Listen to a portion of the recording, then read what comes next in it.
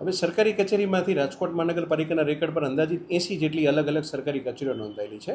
તેમાંથી 60 જેટલી કચેરીઓએ જે છે એ સંપૂર્ણ પોતાનો એડવાન્સ કર જે છે એ નિયમ અનુસાર ભરપાઈ કરેલો છે.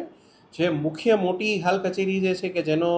વેરો જે છે ખૂબ મોટા પ્રમાણમાં બાકી હોય તો એની અંદર જે છે હાલ જે છે સૌરાષ્ટ્ર યુનિવર્સિટી જેનો 18 કરોડ જેટલો કર બાકી છે, સમરસ હોસ્ટેલ એનો 14.71 કરોડ જેટલો જે છે, PWD 13.59 કરોડ, BSNL જેમના ટાવર્સ જ અત્યારે હાલ બાકી છે એમનો 13.42 કરોડ, કલેક્ટર ઓફિસ એમનો પણ અંદાજિત જે છે એમાં બધી કલેક્ટર ઓફિસ તથા મામલતદાર ઓફિસ સંયુક્ત થઈ અને 13.5 કરોડ જેટલો, સિટી પોલીસનો અંદાજિત 12 કરોડ જેટલો,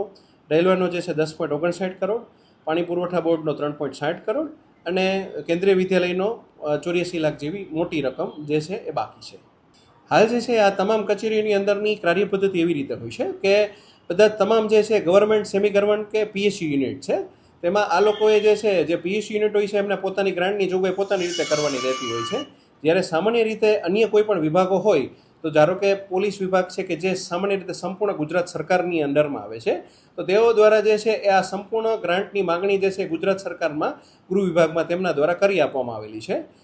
કલેક્ટર ઓફિસ દ્વારા પણ જે છે એ 2.20 કરોડની જે છે એમની હાલની ગ્રાન્ટ છે એમનો પત્ર પણ આપણે મળી ગયેલ છે અને એ લોકોએ પણ 2.20 કરોડની ટ્રેઝરી માટે ડિમાન્ડ કરી અને ત્યાં જે છે જમા કરવા માટે થઈને આપણે કન્ફર્મેશન પણ આપી દીધેલું છે.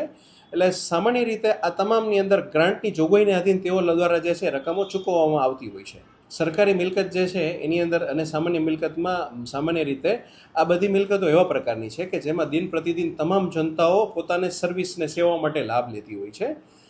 સામાન્ય રીતે જે સામાન્ય જનતાઓની પબ્લિક અને આની અંદર જે છે એમાં ગવર્મેન્ટ મિલકતમાં આપણે એટલા માટે કોઈ પણ આકરા પગલાં નથી લેતા કારણ કે તમામ દિન પ્રતિદિનની એમની જે કાર્યવાહી ધારો કે મામલતદાર ઓફિસ ગણીએ, કલેક્ટર ઓફિસ ગણીએ કે પોલીસ વિભાગ ગણીએ તેમાં સામાન્ય જનતાને દિન પ્રતિદિન પોતાની કોઈ પણ રજૂઆતો માટે થઈને જવાનું રહેતું હોય છે અને પોતાની રજૂઆતો ત્યાં કરવાની થતી હોય છે. તેથી સામાન્ય રીતે અને આ બધા વિભાગો પણ જે છે એમને વેરો પોતાને ભરવો હોય છે પરંતુ તેમની જે છે એમને સરકારમાંથી જ્યારે ગ્રાન્ટ આવે ત્યારે ગ્રાન્ટને આધીન તેઓ આપણને જે છે વેરો ભરવા માટેની એમની પાત્રતા થતી હોય. તેથી આપણે તેમાં જે છે કોઈ પણ પ્રકારના જે સામાન્ય પબ્લિક માટેના આકરા પગલાં જે છે આપણે આમાં લઈ શકતા નથી.